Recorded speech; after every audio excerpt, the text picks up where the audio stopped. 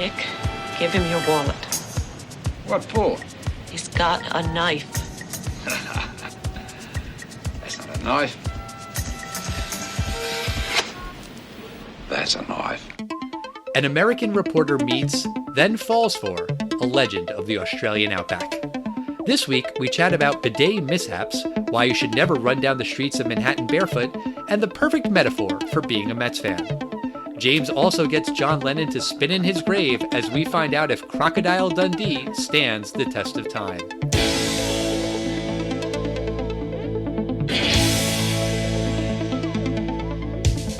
Test of time, James and Alan have their say. Do the movies you love still hold up today?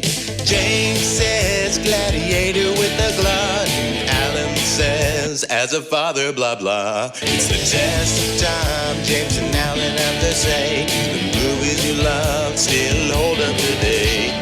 Test of time, James and Alan have their say. Do the movies you love still hold up today? Hello, everyone, and welcome to the Test of Time podcast. I'm one of your hosts, James Brief, and with me, as always, is, I guess, my co-host, and I guess you could call the director of the podcast, Alan Noah. I'll take director, sure. Does that mean that I get to have, like, one of those cool director's chairs, like, with my name on the back? No, but you're the one who does all the post-production of this show and putting this pretty little podcast together that we have done 200 and how many times now? This is episode 228. 228. This podcast, I would like to say, has stood the test of time. Aw, although we're not 15 years old, so I don't know if we're eligible based on our own rules. That's true as well, but I will say that our 200th episode is better than our first couple episodes. And turning away from the podcast, you know, of course, who Shigeru Miyamoto is, right? Of course I do. He's the Nintendo legend icon, the man who came up with Mario and Zelda. Donkey Kong. Yeah, like all of the big IP that Nintendo is best known for. Right, and not just like some guy in 1985 that hit 3 in a row. He was instrumental in some of the biggest sequels of all of these, and his games, when there's a Shigeru Miyamoto directed or produced game, they tend to run late. And he has a famous quote where he says, "A delayed game is eventually good when it's released, but a rushed game released too early is forever bad." And sometimes things need a little more time to be better. Yes, I think that's true. I think in the era of digital video games, it becomes a little bit easier to patch a game that is released and has a flaw. PC games, even console games, are notorious for you buy a game and you can't play it because it already has a patch. And you ever heard of a game from a couple years ago called No Man's Sky? I've heard of it. I don't know anything about it. Well, it was so hyped. I mean, the things that they told you that you'll be able to do, basically a space simulator, almost like, think of like the Oasis in Ready Player One, but flying around in spaceships, like 10,000 unique planets and all these crazy things. And everyone was so psyched. It broke tons of records when it came out. And the game just wasn't that good. It totally didn't deliver. It didn't deliver on, half the promises. But through patches and updates and free things that they gave to all the people that bought the game, it actually wound up turning into basically the game that they released. And the people that stuck with it liked it, but it's forever tarnished. And there's a game that's very hotly anticipated called Cyberpunk 2077. Have you heard of this game? Again, heard of it, but don't know much about it. It's going to be one of the last huge releases for this generation, but also it's a launch title for the next generation. So it's going to be a system seller, and they just announced a delay, and people are all pissed off. But I just always think, trust the people, even if they're pushing past like Christmas sales. Like, I think they know what they're doing. If a company's going to miss a deadline like the holiday season, they must be doing it for a solid reason. And I think that's always true. And that's definitely happened with some of those, Miyamoto games, some Zelda games that were supposed to come out for a holiday season and then were pushed to the following spring. But especially now in 2020, like, COVID impacted everything. And yeah, maybe a lot of these coders can work from home and work remotely, and it's fine, but their schedules were impacted. Like, they had to have been, because of course they were. Everything was. Well, it is going to make, as of the recording of this podcast, it is supposed to make holiday sales, but they're going to miss Black Friday. It's supposed to come out now in mid-December. Well, what even is Black Friday anymore? I mean, like, this year, what's Black Friday? That's a fantastic point. I mean, unfortunately, I think Black Friday is going to be as crazy as it usually is. A lot of people are going to risk it because that's the only way, some people might be able to get a 60-inch television. But you're right, it probably will impact things. I would think so. But while we're talking about Black Friday, that's kind of related to Thanksgiving. Follow me for this segue. But it is the month of November, and November always makes me think of Thanksgiving. And so I had the idea that this November, we should say that we are thankful for our fans, which of course we are. And for the rest of the month, we're going to do movies that were requested by some of our fans.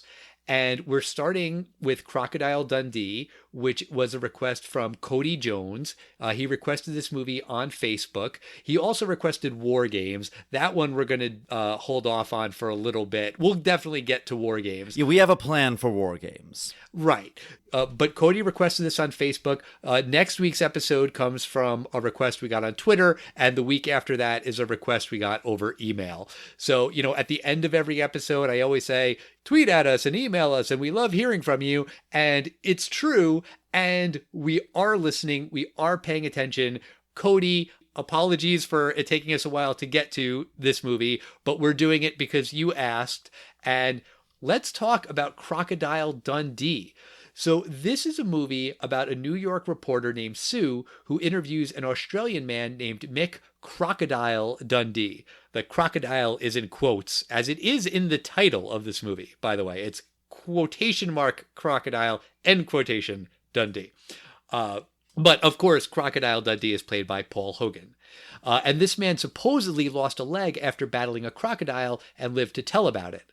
But it turns out that he never actually lost a leg, but he is quite resourceful in the Australian wilderness. After Dundee rescues Sue from a crocodile attack, she brings him back with her to New York City. In Manhattan, Dundee finds the city's inhabitants to be even weirder than the creatures he battles back home. Will New York City be too much for this Outback man, or can even a wild man like Dundee be tamed?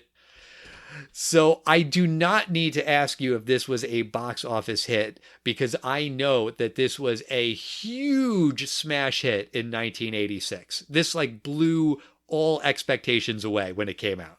Yes, this movie was a huge hit, but it opened with $8 million. And it went on to make $175 million, more than 20 times its opener, but it never went over $10 million. Like in a week? Right, I'm just looking at the entire list of weekends.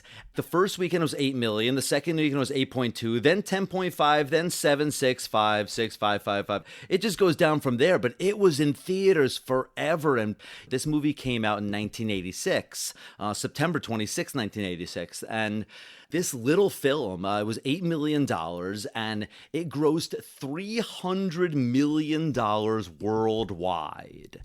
For 1986, it was number 2 in the American box office. I mean, that's crazy. Yeah, I mean, this was like a little film from Australia. Australia is not known for its huge movie industry, but this just struck a chord with people in America and all over the world, right? You're exactly right. It was actually number 2 all over the world. It was number 2 to the same film. It was number 2 in America. And we reviewed this film. This is 1986. Can you remember this? Top Gun. Correct. This is great. Number 3, World and Domestic were both sequels, and we reviewed both of these 1986 sequels. These are part 2s, I'll say, not just sequels. This is a film, I'll give you a hint, that there is a very popular, surprisingly popular, and critically acclaimed miniseries now streaming on Netflix. Or series, I guess. Oh, Karate Kid. Karate Kid Part 2.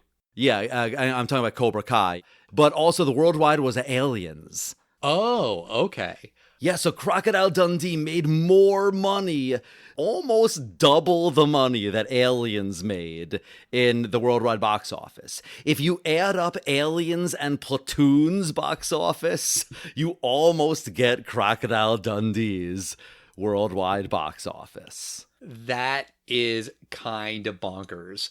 Yeah. But with this, we actually have reviewed all 5 of the top 5 of 1986. Top Gun, Crocodile Dundee, Karate Kid Part 2, Back to School, and Aliens. This was the domestic box office. So, all right, we've checked off 5 1986 big blockbusters. All right, way to go, us. So let's get into the movie. It starts with Sue, who is this reporter for Newsday, which is a real New York newspaper that still exists today. But she is not in New York. She is in Australia, and she's on the phone to her coworker slash boss slash boyfriend, and she wants to stay in Australia to work on another story. We don't know what the first story she was there for was, but it doesn't really matter. She got wind of this guy who was attacked by a crocodile. His leg was bit off, and he crawled around for a couple of weeks before he got back to society, and he's okay now. This seems like a great idea for a newspaper story to Sue. It doesn't seem like that great of a story to me. Like, I don't really get what the hook is. Like, it's a tale of survival, but I don't know. Do New Yorkers really care about a guy in Australia who survived a crocodile attack? This is the kind of story that actually seems fantastic maybe for Life magazine, National Geographic, or perhaps a newspaper service that wants to syndicate this story, because it's a cool story that you'll sell to every local newspaper outlet, across the world. But maybe because she's already there, maybe they'll do it because, I don't know, maybe they could syndicate this story. But otherwise, wow, you're going to put your reporter in that much danger? Maybe because it was her idea, they're okay with it? I don't know. It just kind of felt like a weak premise to start the movie. But she goes to meet this guy at a bar, and he's not there at first. She's talking with his associate, Wally. And when Crocodile Dundee finally does show up, he makes a big entrance because he's holding a crocodile, and he kind of freaks out everyone in the bar, but it's not a real live crocodile. It's already dead, and ha ha ha, isn't that funny? And then Crocodile Dundee apologizes to Sue and immediately asks her to dance because she's a woman, and she's like, yeah, okay, I'll dance with you, which doesn't seem like a great start to their interview process. It's not very journalistic, I would say. But then she's asking about the leg and saying, hey, the story I heard was that you had your leg bit off. And he's like, oh no, it was just a love bite. He shows her the leg, and it's got a pretty nasty bite there, but yeah, he's definitely not an amputee. The leg is still attached to his body. Right. I mean, I actually had no problem with him dancing with her because he's he's not a city guy. And it seems like he's probably never been to any city, Australian or whatnot. And he's rough around the edges. And did you notice that the people at the bar are drinking Foster's beer? And, I remember in the 90s, there was a huge campaign trying to convince Americans that, all Australians drink Foster's. From what I understand from talking to Australians, that is not true. Well, it's like Americans and Budweiser or Bud Light. Like, it's the thing that we're known for. It's a common beer, but it's not something that people in the country who really like beer regularly drink because we know it's crap. Yeah, but I don't even think it's that comparison.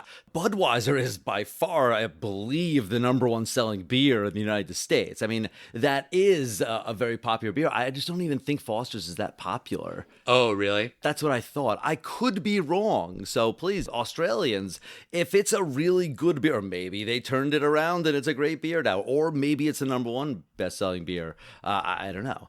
But I just noticed that there was prominently displayed Foster's because I believe Foster's was trying to introduce this to America, because that's kind of what this film is. This is one of the first big box office Australian films, you know? Well, yeah, and it certainly comes across throughout the first half of the movie like this movie is an ad made by the Australia Tourism Board. And the country looks beautiful. There are just a lot of gorgeous vistas, and you're getting these beautiful shots of the outback and everything. And I could see a lot of people walking out of the theater in the 80s saying, man, Australia's beautiful. We should go there. And, you know, not really being bothered about oh, yeah, but there's crocodiles and snakes and kangaroo hunters and things like that. I mean, I'm sure you could avoid that on a touristy trip. But this was definitely designed to, I think, make other people in other countries want to say, I want to go to Australia. Oh, I mean, it's fantastic. The waterfalls, there's a part where they're swimming in one of these places that looks unbelievable. You want to go to this place. And oh, yeah. You could do this stuff safely. But in this film, they are walking through the Australian wilderness on foot, and they're camping out without tents. I mean, I would be terrified to do either of those things. Right. And ostensibly, the reason why they're doing this is because they're retracing the steps of what happened to Mick after the crocodile attack. His real name is Michael J. Dundee, but they call him Mick when they don't call him Crocodile. He admits that that name just was made up by his business partner. It's good for the tourists. But he's perfectly comfortable doing this because he has done a walkabout, which is a thing I know from Lost. I think that was what Locke wanted to do when he was in Australia. And it is a real thing where people would just kind of wander around the Australian outback looking for spiritual meaning. He mentions that he was on a walkabout for 18 months and he was married, and when he came back his wife was gone. But he's doing all of these cool things like getting a buffalo that's like in the middle of the road to kind of just like fall asleep by like moving his fingers at it. It's sort of like when Bart does the touch of death on The Simpsons, just kind of like the thumb and pinky out, just kind of being like, wow. And for whatever reason, it makes the buffalo fall asleep. Like, okay. Yeah, and I mean, he knows his way by the sun. He catches a snake with his hand, and he knows exactly what it is too. He's like, "Oh yeah, that's a rattler. It's totally poisonous. Could have killed us. Yeah, totally." And he's really charming too. Paul Hogan, he's a charming guy, right? And he's ruggedly handsome. And up until this point, I'm thinking like, this is a totally fun chap without any flaws. Uh-huh. But he's pretty sexist. At one point, he says that they're going somewhere, and he's like, well, it'll take us an hour to get there, but you, being a Sheila, it'll take 2. And Sue seems mildly offended by this, but not really. It's sort of like this thing that kind of goes back and forth with this character, where she is a strong, independent woman who doesn't need a man, and she talks about her ex-husband, and the two of them protested all of these things, and she's a real activist, but she really doesn't push back all that much on a lot of the sexist shit that Mick says. When she's talking about her activism, she asks him about what does he think about the nuclear arms race, which was the big issue in the mid-'80s, but he's like, I don't know, it doesn't affect me. What does my opinion matter? But then once again, he says something about like, oh, you're just a little city girl and you wouldn't last a day out here. And then she's like, you know what? I'm going to prove you wrong. And she goes off on her own.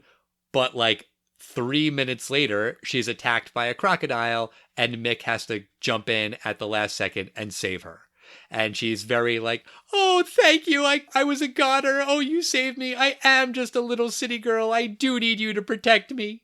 I actually really like the part after he rescued her, because I hate parts in films when someone is, near certain death and they're rescued by the hero and they just go, oh, thanks a lot, hero. Let's keep running. And this one, she was almost killed by this crocodile. He rescues her at the last second and she breaks down into hysterics, crying. I thought it was actually very good. This actress, Linda Kozlowski, maybe Kozlowski, sorry if I'm mispronouncing your name.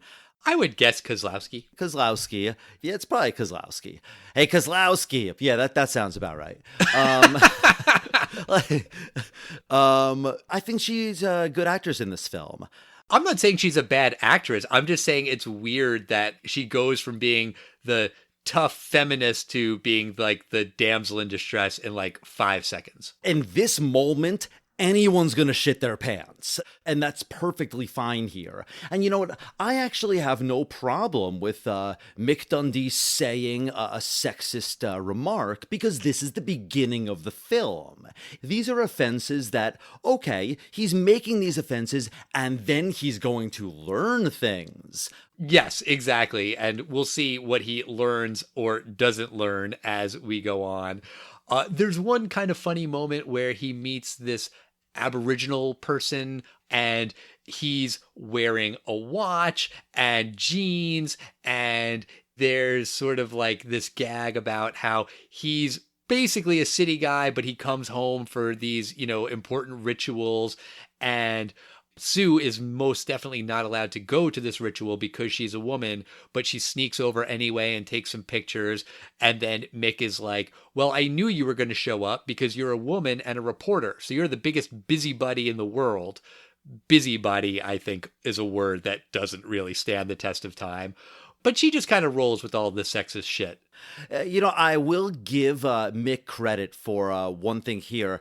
The Aboriginals, they're the people that were in Australia before the British colonists, imperialists, or whatever you want to call it, before The white man showed up. Yes, exactly. Sue asks him, what is your thought on this, on Aboriginal land owning versus, Australian land owning? And, I don't know anything about it, but I'm just going to guess that it's something to do with someone asking, what do you say about, Native Americans wanting to have land back? I'm just going to guess, and forgive me if I'm wrong, but I believe it's probably a similar argument. And I'll at least give credit that I like his answer. It wasn't political at all, and he's like, look, it's nobody's land. Like, the land was here before the Aboriginals. It's going to be here a long time after us. Owning, not owning, like, I don't have even a sense of this. And again, this is the beginning when this guy just kind of lives in wherever. And I did like that answer. It was a very John Lennon answer. Like, imagine there's no countries. It's easy if you try. That's a stretch. I mean, he obviously was giving a very, there is no, owning land. I thought it was a John Lennon kind of answer. So I just thought it's interesting in 1986, these really noble qualities, and dare I say, progressive qualities that he's expressing, but others that he isn't. Wait, do you hear that sound? Do you hear that scratching sound? No. Let me take my headphones off. It's probably just John Lennon spinning in his grave. That must be what it is. I didn't say that the dialogue. No, it's fine. Dundee. No. Just compare one of the greatest songwriters to ever live with Crocodile Dundee. Okay, I did compare it. That's right. I did compare it. I compared. It's called a comparison. Well, if anyone heard that sound, that's what that sound was. But meanwhile, throughout all of this, Sue is falling for Mick, and they kiss, and she invites him back to New York, and he's like, I don't know. And he mentions it to Wally, and Wally's like, all the way to New York? This seems weird. And then Sue's like, my newspaper will pay for it. And then everyone's like, yeah, okay, sure. We find out later that not only is Sue's boyfriend her boss, but also her father owns the newspaper. So I guess that's why she's so confident that they'll foot the bill. And once they get to New York, there are some funny moments where now Mick is the fish out of water. Before, Sue was the fish out of water. But he gets to the airport and he doesn't know how escalators work. Wacky! But then, like, he just kind of realizes, oh, no, I just have to step over it at the bottom and it's fine and it's not going to suck me in. I don't know. Like, I remember that gag being really funny from when I saw this movie as a kid. And now I was just like, oh, he just kind of figures it out in like 2 seconds. And to be fair, you thought it was hysterical several weeks ago in Bill and Ted's Excellent Adventure when Ted says, hey, Socrates, watch out for your robe as he's getting off the escalator. You're not against an escalator gag. No, but that was funny because the robe could get caught. It's just less funny of like, oh, I'm going to get caught? Oh, no. Oh, wait, no, I won't. It'll be fine.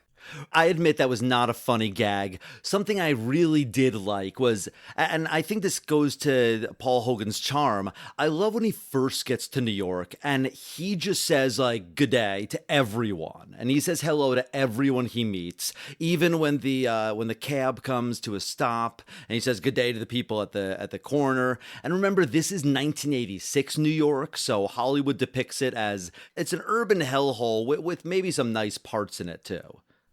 Apparently, Paul Hogan, in real life, the first time he came to New York, he was saying good day to everyone. We also have to mention that the cab driver is Reginald VelJohnson, a.k.a. Officer Winslow from Family Matters, a.k.a. the cop from Die Hard and Die Hard 2, Die Harder. Not in any of the other subsequent Die Hard movies. But always nice to see him. And so Sue brings Mick to the hotel where he's staying, and he is very perplexed by the sight of the bidet in the bathroom. I remember watching this movie as a kid and not getting that joke because I don't think I'd ever seen a bidet in my life at that point. But it made me laugh thinking of you, James, because you have a bidet in your apartment. And they've kind of become like a trendy thing now. I feel like on a lot of podcasts I listen to, there's always those ads for Tushy. Actually, we should get them to sponsor our show. It's just something that there's been really no advancement on the toilet. I'd guess probably the 50s for the most part. So yes, but bidets are pretty cool. The funny thing about the fact that you have a bidet is that at Nick's Marathon, usually, not this year, but there's normally a lot of kids in your apartment, and it's happened twice now where a little kid goes into your bathroom and thinks he's flushing, but he turns on the bidet and then water goes shooting out of your bathroom and gets everywhere. And everyone's like, oh my God, what's happening? Is the ceiling leaking? Oh no, it's just water shooting from the bidet. And it's pretty funny when that happens. Yeah, it's pretty funny. There is a small missing part of my paint where the bidet shot up. But that'll be patched up. It's always little kids who do it and then they feel bad and it's just cute. Oh yeah, at first they're scared and then everyone starts laughing. So then I believe there's one kid that tried to turn it on again to elicit this laughter. We had to be like, no. So yes, yeah. But I agree. A bidet joke in America will not really be a big hit because most people have no idea what it is. One joke that was funny was they show him a television. I love seeing state-of-the-art televisions in 1986, which are, I guess you'd probably call them like 25-inch TVs, maybe. Maybe that's as big as the screen is. And he's like, oh yeah, I saw a television once, like a long time ago. And he turns it on and it's an episode of I Love Lucy. And he's like, oh yeah, I already saw this. I think that joke, knowing the context and knowing it's 1986 to like 1956, that joke like still hits. but I don't necessarily think anyone would understand why that joke is funny today. Right. Yeah, it's not a great gag.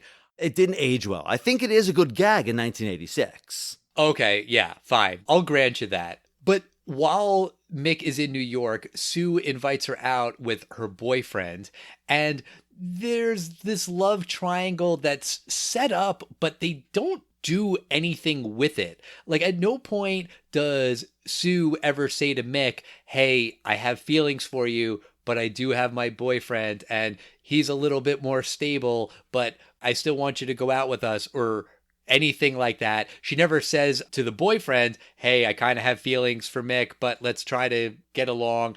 Like, there's just no communication about it. It kind of makes her seem like awful that she's leading on both of them.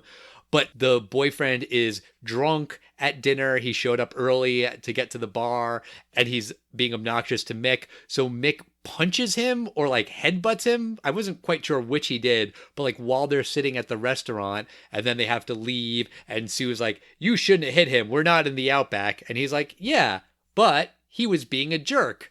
And she's like, yes, but that still doesn't mean you punch people in a fancy Italian restaurant. Once again, yeah, this is how he does it back home. He punches someone in the face, and now he has a perfect opportunity to go, oh, maybe I could do something else. And if it comes to it, punch them, certainly. But maybe that's not the first thing. I mean, the guy didn't do anything violent, and the guy, like, knocked him unconscious. Yeah. So after dinner at the restaurant, Mick goes out with his taxi driver because he's like, hey, you want to go get a beer? And the taxi driver's like, yeah, sure, why not? My shift's over. So they go to a bar, and Mick is talking with this young woman, and she's flirting very heavily with him. And then the taxi driver is like, no, that's not a woman, that's a man. To be fair, in the Australian Outback, I could be wrong, in his small area, it's very possible this guy has never seen what we today would call a transgendered person. It's perfectly fine for him to be, confused by this, but I certainly did not remember this part of the film. Oh, yeah, it's bad. I mean, he just grabs this woman's crotch and then screams loudly, yeah, you are a guy. And then everyone laughs, and that's it. There's no lessons learned later that, like, you shouldn't have done that. In fact, later on, he does that to someone else he meets, and that woman is like, oh, my. And then Sue is like, oh, don't mind him. He's from Australia. And she's like, well, I should go to Australia then. Like, it's okay to just go up to people and grab their crotch. That's basically Mick's lesson. Again, he's a fish out of water story. All of these things he's doing wrong is actually a very easy way to teach the audience morals of what's wrong, but he never learns the lesson of these things. Right, exactly right. The first time I heard him say something really sexist to Sue, I really was waiting for the payoff. That just really doesn't happen. No. However, the next scene, probably the most famous scene in the film, I think that this scene still totally holds up. It's a scene when they're walking around at night, and again, this is Manhattan in the 80s, which is a fuck you and, an urban hellhole kind of place. They're walking around, and some guy who looks like he's an extra from, I think, like the Beat It video, he comes up, pulls up a switchblade. He's like, give me your knife. And Sue's like, oh my God, just give him your wallet. The punchline is of course, when the guy's holding this switchblade, that Mick Dundee says, that's not a knife. And he pulls out this huge, it's a what we would call a Rambo knife, or a Bowie knife, right? It's a small machete, this thing. It's terrifying. And he is so confident holding it. And he also actually cuts the guy's red leather jacket. And they all run away. And this is exactly what the fish out of water kind of stuff should be. And this scene I thought was still just as charming as it was. Yeah, this is the movie's most memorable line, and it was famously parodied on The Simpsons when they go to Australia. You want to just play that clip? Oh, yeah. You call that a knife? This is a knife. That's not a knife, that's a spoon. All right, you win. I see you've played knifey spoony before. In the movie, that's one of the fish out of water gags that really lands. But there's a lot more that don't land. There's a thing about a guy's doing cocaine and Mick thinks that he just needs to like breathe in vapor to clear out his sinuses. You know, he has no idea what cocaine is. I thought that that's totally a good idea for a joke. I just didn't really think that that particular joke was funny, what he did with it. It's not that funny. Then they're at another dinner party and there's a conversation about talking to a shrink and it goes on way too long. But the joke is that, well, she was having some problems, but then she talked to a shrink and now she's doing better. And for Mick, that's insane. You know, where I come from, if you have a problem, you tell it to Wally and then he'll tell everyone and then you don't have a problem anymore. Psychiatry. How crazy. Eye roll. And I mean, that joke definitely doesn't stand the test of time. It's just hard for me to imagine that having been really funny in 1986. But I mean, I guess the movie was insanely popular, so maybe I'm wrong. I could forgive a joke that takes a shot at psychiatry. You know, that's their take on it. Fine. Mick Dundee doesn't believe in it. It's just not funny. Right. You know, this scene here at this dinner party, this film is released in 1986, but there's a film that we reviewed that was released in 1987 that has a very similar plot line here. I know exactly what you're talking about. You're talking about Coming to America, right? Exactly, because the fish out of water, not Prince Hakeem. In this case, it's, Mick Dundee. He's now in America, Manhattan instead of Queens. And he's finally at this fancy dinner party where the girl that he's found that he really likes is there. But the boyfriend is also there. And the father is a very important person in their life and even employs them. And then suddenly the boyfriend, who actually is a douche in both films, the boyfriend decides to do an incredibly sexist move and calls everyone's attention and publicly asks this poor girl for marriage in a way that she almost can't say no. That's true. She doesn't say yes. Technically, she doesn't say yes. She allows him to put the ring on her finger, but she never says yes. And then Mick is upset. He leaves and he goes out with the driver, Reginald VelJohnson. There's a fight scene where he bumps into a pimp. He bumped into this pimp earlier. Again, a fish out of water gag because he doesn't know what prostitutes and pimps are. He bumps into this pimp again, and the pimp has a couple of friends and are kind of beating up Crocodile Dundee, but Reginald VelJohnson saves the day and throws that thing that's on the back of cars that looks like a boomerang at one of the bad guys. And it's just kind of funny that there's a boomerang that is thrown in this movie called Crocodile Dundee, and it's not by the Australian, it's by an American guy. Yeah, I mean, that part was fine. I like that Reginald VelJohnson kind of saves the day. I think you and I are a little biased because, every scene he's in there, we're like, there's Reginald VelJohnson. And, we're just happy to see him. And I'm happy he saved the day, and I'm happy he threw the boomerang, and I'm totally fine with that scene. Yeah, it's fine. But then basically Mick is like, well, I have no reason to stay here. I'm going to do a walkabout, except this time he's going to do a walkabout through America. Okay, that's in character. He asks the guy at the hotel where he should go, and the bellman directs him to the subway. He heads down there, and just a few minutes later, Sue shows up, and she decides that she has to go after him. She's running down the street, and it's taking her too long because she's wearing her heels. Oh, and God. She takes off her heels and runs barefoot through the streets of Manhattan and then into a subway station. Yes. I cannot put into words how unbelievably, horrifically disgusting that is on every level. And I'm not saying that as a New York City is gross and dirty kind of a way. I love New York City. It's a little dirty, but whatever. But barefoot on the street? No.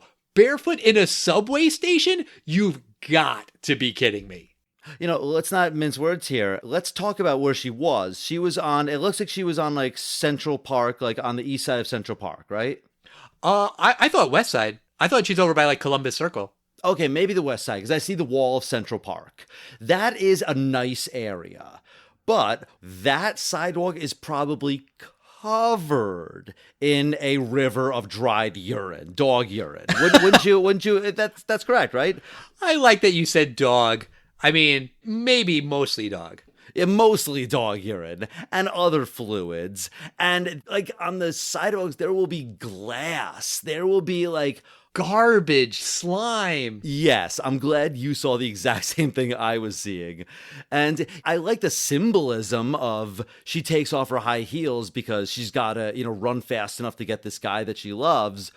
But it should have been maybe she like goes like Mick Dundee and just like snaps off the heels, and now, they're flats. And, that would make sense.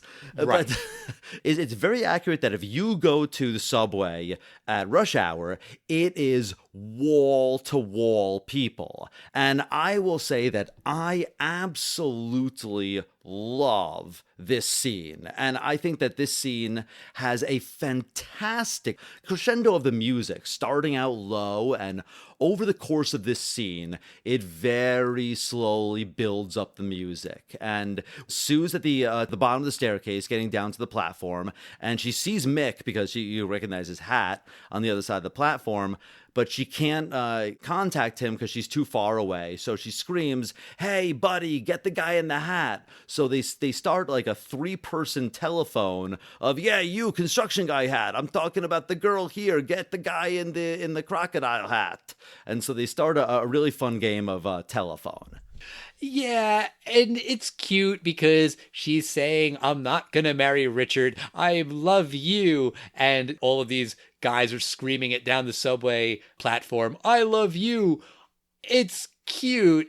Oh, Al, come on. But there's nothing, there's absolutely no turning point for Sue where she decides that she loves him, where she realizes that she loves him. That is fair. That scene should have been before this scene. But yes. I'm talking about just this scene. The scene in the romantic comedy where they run past the security at the airport to meet at the gate or whatever it is they have to do. That part, you don't have to explain the love part. They don't totally explain why she won't marry. Well, we know why she shouldn't marry Richard, but we don't know why she totally has to marry Mick Dundee. That I give you. But come on, Al, this scene is awesome. It's fine, but you need that other scene to make this scene more awesome, to make it mean something. That's true. But he decides that, okay, he will go back to Sue and he can't get through the sea of people. So he lifts himself up and then starts walking on everybody's head, shoulders. You sort of get the sense that he's not like hurting people, that they're kind of lifting him and guiding him forward. I did happen to catch one guy whose head he really just like steps right on, and the guy's wearing a Mets hat. And I mean, just as a Mets fan, of course, that's the guy who gets like really like legitimately stepped on, the Mets fan.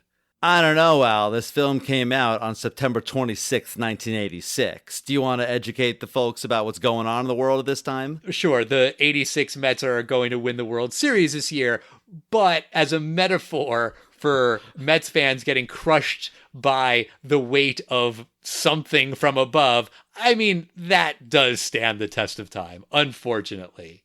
Well, I mean, after the 86 Mets, I mean, it's been 34 years since then. It must have had a couple more championships, right, Al? Right? Because I know the Yankees have won, like, I don't know how many. So, the Mets have almost as high a payroll. Right. Even if they've won half as many as the Yankees. Yeah, they've won 0. Maybe that's it. Maybe this was the curse. Crocodile Dundee stepping on that guy's head.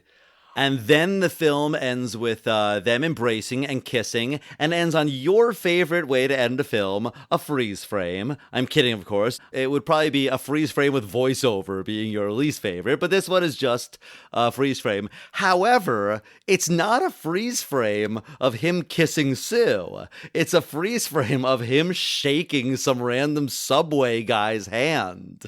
It's really odd. It is. It is an odd way to end the movie. But we have come to the end. And so, James, I will ask you that thing I always ask you. Do you think this movie stands the test of time? I'm going to say a couple things I really like about this film. And some things I don't like about this film. One, I like the acting in the film of the main characters. I like Paul Hogan. I think he's very charming. I think he plays the character well. I think Sue is very good. I generally like the plot. I'll say that this really is two films. There is the first half of the film is, an Outback film in Australia, and the second half of the film is your fish out of water in New York City.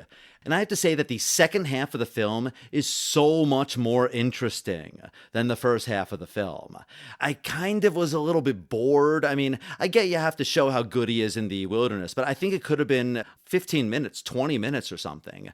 And I thought it really went on and on. But once he gets to New York City, I think the film really takes off. And, there's some gags that don't hold up. Not hold up, they're just not funny. I agree with you, the escalators are not funny. I do like these little charming things. He's in like what looks like the Waldorf Astoria, but he's sleeping on the floor, and he puts his huge Rambo knife into the wall to make a clothesline for his underwear. And I love the scene of when he mugs the guy, and that's not a knife, this is a knife. The dinner party, it has its moments where he's able to tame the dogs, these Dobermans outside, and I like that because he's a sweet guy, and you can almost think that, if a dog likes you, you might be a real good guy. Dogs have a good sense of this stuff. And I love the final scene. Like I said, I think that scene is by itself nearly perfect, except maybe they could have stepped on a guy with a Yankees hat. That would have been better. Right. But here's what I don't like about this film. He is a rough around the edges guy. He's sexist, and I'm okay with that if he is a character that's going to evolve. I think this is great because he's, in the beginning, he's just a big macho guy, and he does all this stuff wrong. And even the transgendered thing, I think the first time he grabs someone, to be told it's wrong, and then someone else tries to do it, maybe he beats someone else up who tries to make fun of a transgender now that he learns about this. Like, I'd be totally fine with that. I'd forgive the first time he did it because he didn't know. And it's weirdly, he doesn't evolve on that. He evolves on, maybe I should have a stance on the nuclear arms race. Like, that's a weird thing to evolve. And he mentions at the very end of the film, I think I'm going to go on a walkabout around America. And I'm thinking, that actually sounds like a fantastic film. But by the end, he's tied to Sue, who, I agree with you, there's no real compelling reason why he loves her. Or why she loves him. That leads me to really question, like, how did this film amass such a huge box office, not just in America? Why did the world fall in love with this film? Good question. I have to say that, if I'm being honest, I think it's going to be one of these things that it really is the test of time. I mean, we were so young when this came out, but would I have laughed at these jokes and not found them offensive? It's possible. In 2020, it's just so obvious that this is such a wrong thing. But this film, it's a guy who's sexist and he's a pig and he grabs his one, but he never learns anything. It's rough around the edges, but he's actually not rough around the edges. It turns out he's actually just rough. There's not, like, you don't polish it off and you find like this completely charming guy who's got all the charm of the Australian wilderness and all the, the talents of that. But now we've taught him that no, women are equal, and it's so close. And I'm going to end on this.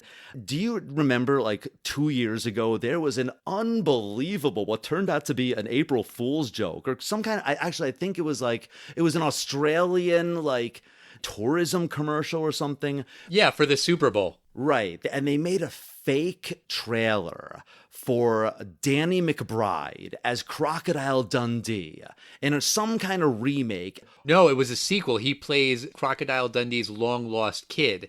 And the joke is that Chris Hemsworth is like his driver. And it's like a gag in real life that why wouldn't you make Hemsworth Dundee Jr.? And then in the trailer, Hemsworth is like, wait, you're a Crocodile Dundee Jr.? You? Really? Really? You? Really? And that's like 45 seconds of the trailer. Well, I don't remember that part of Chris Hemsworth, but just Danny McBride alone, this is an unbelievable idea for a remake of this film, because Danny McBride's disgusting and he'll be piggish, but Danny McBride's actually a pretty decent actor if you've seen some of the stuff he's done on HBO. I love him. Love him. And I could totally see him having a scene, perhaps a little over sappy, but there would be a scene where he would learn, and, then he would also be crass and kick the bad guy in the balls. Like, I can kick that guy in the balls, right? Something like that. Like, this film just, I understand why people liked it. Unfortunately, people didn't see this as offensive. And I have enough confidence in people today that this exact same film would not be able to have the success, or nearly the success, that any success, I'd say. It's a perfect example of this film, while incredibly charming in a lot of ways, it just doesn't stand the test of time. So, charming film and right for a remake, but no, I don't think this film holds up. What do you think, Al? I agree with you. If the movie starts out with Crocodile Dundee as a sexist, ignorant jerk, but he learns a lesson, okay, fine, cool. But he never learns anything. The audience doesn't learn anything through him. It's just a lot of bad gags. Some good gags. The offensive jokes aren't funny, and the non-offensive jokes also aren't funny. Like, very little in this movie lands. I think there's more of the fish out of water jokes that are funnier actually in the first half. And I do agree with you that the first half, when they're in Australia, is slower and is more boring. But really the only gag that kind of made me like chuckle was when Mick is shaving with like a regular razor that you or I would use. And then when he sees Sue coming over, he switches to the Bowie knife. And he's clearly just doing that to impress her. That I was like, okay, that's pretty funny. He's not backwards wilderness guy, really. He's just playing that up for her. Really, honestly, that was the only joke that made me laugh. All of the fish out of water Manhattan stuff just doesn't land. It's not funny. And I will admit that I was kind of thinking, hey, maybe we should also talk about Crocodile Dundee 2 next week, right? Maybe? After watching this movie, like, no. I have zero interest to watch Crocodile Dundee 2. Negative amount of interest to watch Crocodile Dundee in Los Angeles. An unbelievable amount of interest to watch that fake Danny McBride version, because I would literally watch a movie where Danny McBride reads the phone book. I love him so much. But it is shocking how unbelievably popular this movie was in 1986. I really don't think it's a good movie. It's not funny. It's not exciting. It's offensive in a stupid way. No, it does not stand the test of time. And I will say I feel a little bit bad saying this, because the whole reason we're talking about it is because one of the fans of the show requested us to talk about it. And Cody, if you really love this movie and we just shat all over it for this entire episode, sorry. I think we've presented our points in a reasonable way. So hopefully you won't hold it against us too much and, unsubscribe and tell us that we suck. But if you do, that's okay. Well, then again, I said this film is incredibly charming in many ways, but in 2020, this is not the guy that you rooted for. But if I can make one request of screenwriters, please, this is not an offensive joke. This is not a test of time joke. I'm begging you, please, can you stop the joke where a bellboy brings people to a hotel suite and then waits there for their tip, and someone is a little bit oblivious to giving them a tip? It is never funny. Ever, ever, ever, ever. Was it? Like, did that used to be hilarious? Like, in the 80s? I don't know. And movies that I love, Superman 2 has it. It's not funny. There could possibly be, a spoof Austin Powers kind of take on it where you do something funny and you talk about how stupid this joke is. I absolutely hate that joke, and that's in this film. It doesn't stand the test of time because it was never funny. Right. I did also just kind of mention this earlier, but like the whole love story doesn't make any sense. There's something there, but they just don't connect any of the dots, and it just doesn't work as a rom-com or a comedy. It's very interesting that you say that there's something there, but you're talking about the movie not working. They have a lot of chemistry, and they did get married. I actually don't think they have any on-screen chemistry. I do know that they got married, but like, I don't really buy their on-screen chemistry that much. I thought that there was chemistry, but there's one last thing I want to say about Sue's character, and she has incredibly 80s hair and mid-80s hair, so to me, her hair combined with her fashion, she could be anywhere from 26 to 45. It's just this 80s hair that I think it's awful. And there's one scene in Australia when they had gone swimming in some lagoon, and her hair is wet, so it looks, I guess, more modern, I guess you could call it. And I thought she looked so much better than this 80s hair.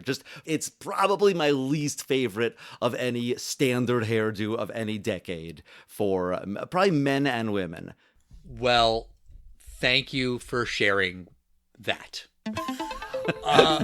That's going to do it for us this week. Thank you, Cody Jones, for suggesting that we watch this movie. Sorry that I hated it and James agreed that it doesn't stand the test of time. But come back next week for another movie that we are doing by request. This one was requested on Twitter by Michelle D, who talks to us a lot on Twitter. Hi, Michelle. You requested ages ago that we talk about The Outsiders. Well, next week we are finally going to watch The Outsiders, so stay tuned for that.